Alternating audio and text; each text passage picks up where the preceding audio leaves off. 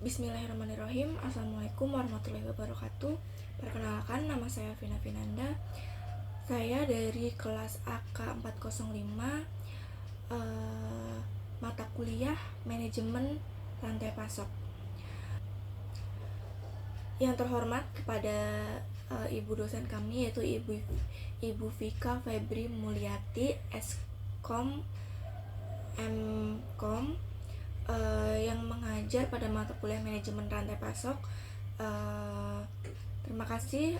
Di sini saya akan mempresentasikan terkait dengan analisis kelebihan dan kekurangan jurnal dengan judul Pengaruh Manajemen Rantai Pasok terhadap Kinerja Operasional UMKM Dimsum Oriental di Purwakarta.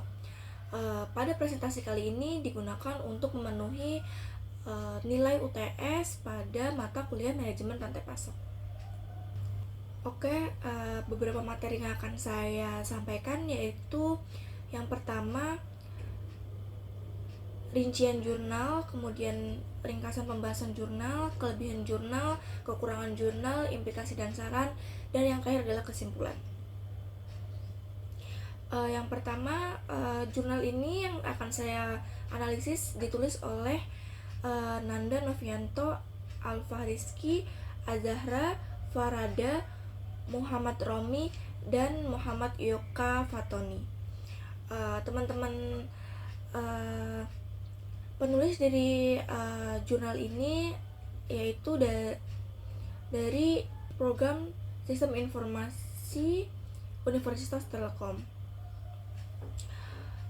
yang dipublikasikan pada tahun 2024, pada Desember tahun 2024 di Sentai Vol 4 nomor 1. Kemudian untuk ringkasan pembahasan jurnal, pada jurnal ini peneliti membahas bagaimana manajemen rantai pasok atau supply chain management mempengaruhi kinerja operasional UMKM Dimsum Oriental di Purwakarta.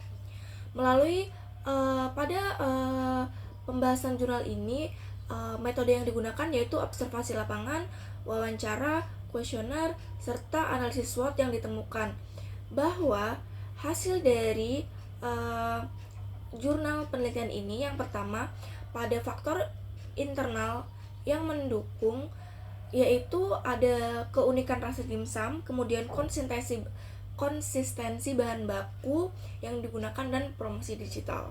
Kemudian faktor internal yang menghambat yaitu yang pertama ada fluktuasi harga ayam, kemasan kurang praktis, dan variasi produk terbatas. Kemudian yang ketiga, faktor eksternal yang menguntungkan yaitu adanya kemitraan dengan aplikasi delivery seperti Gojek dan yang lainnya. Kemudian tren positif masyarakat terhadap dimsum. Yang terakhir, ancaman dari eksternal itu banyaknya pesaing dan perubahan tren kuliner. Strategi yang digunakan pada hasil tersebut yaitu menggunakan kombinasi SWOT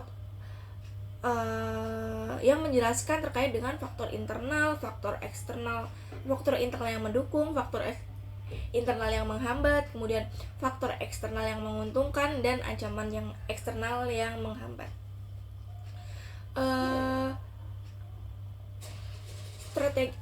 Untuk pengembangan usaha ini dari kombinasi strategi SWOT untuk menghadapi tantangan ini dapat meningkatkan efisiensi dan daya saing pada UMKM Dimsum Oriental di Purwokerto. Kemudian untuk kelebihan dari jurnal ini yaitu yang pertama, studi kasusnya yang relevan, fokus pada UMKM lokal dengan potensi pengembangan yang konkret yaitu UMKM Dimsum Oriental di daerah Purwokerto. Kemudian untuk pendekatan metodologis komprehensif, menggunakan observasi, wawancara, kuesioner, dan juga studi literatur. Kemudian analisis SWOT yang terstruktur, menyediakan matriks strategis yang mudah dipahami dan aplikatif. Di sini juga dari analisis SWOT ini juga menghasilkan yang tadi sudah saya jelaskan sebelumnya pada Recursion Journal. Kemudian untuk solusi berbasis kemudian kelebihan yang terakhir yaitu solusi berbasis temuan lapangan, yaitu strategi yang dikembangkan dari masalah nyata yang dihadapi UMKM. Oke. Kekurangan dari jurnal ini yang pertama yaitu minimnya data kuantitatif, tidak ada data statistik yang konkret, misalnya peningkatan omset, kemudian efisiensi biaya, dan indeks kemampuan dan indeks kepuasan pelanggan. Mungkin bisa ditambahkan survei kepada atas kepuasan pelanggan. Kemudian generalisasi terbatas, studi hanya difokuskan pada satu UMKM saja, yang studi digenerasi untuk UMKM lain karena emang berfokus ke dimsum oriental saja untuk UMKM yang diteliti. Kemudian untuk keterbatasan dalam pembahasan teknologi digital itu kurangnya penjelasan soal implementasi teknologi digital dalam manajemen rantai pasok yang normatif. Kemudian yang terakhir, tidak adanya pengukuran kinerja yang terstandar dan tidak dijelaskan indikator spesifik yang digunakan untuk menilai kinerja rantai pasok. Yang terakhir, kemudian saya ingin menjelaskan implikasi dan saran. Yang pertama yaitu mungkin dapat ditambahkan data kuantitatif seperti penurunan biaya produksi atau peningkatan kepuasan pelanggan dan implementasi strategi. Kemudian yang kedua, lakukan perbandingan UMKM yang serupa untuk memperluas validitas hasil dan elaborasi lebih dalam tentang penerapan digitalisasi, misalnya software atau platform yang akan digunakan untuk pemasaran dengan sistem digital. Yang terakhir yaitu sertakan indikator kinerja supply chain yang baku seperti lead time, kemudian inventory turnover dan fill rate.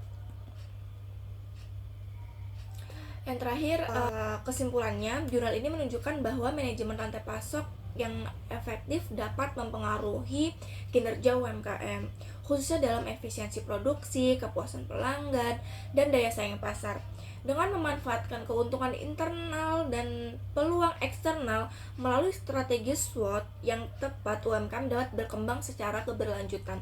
Namun, untuk memperkuat validitas dan dampak dari penelitian, dapat diperlukan pendekatan yang lebih kuantitatif dan komparatif di masa depan.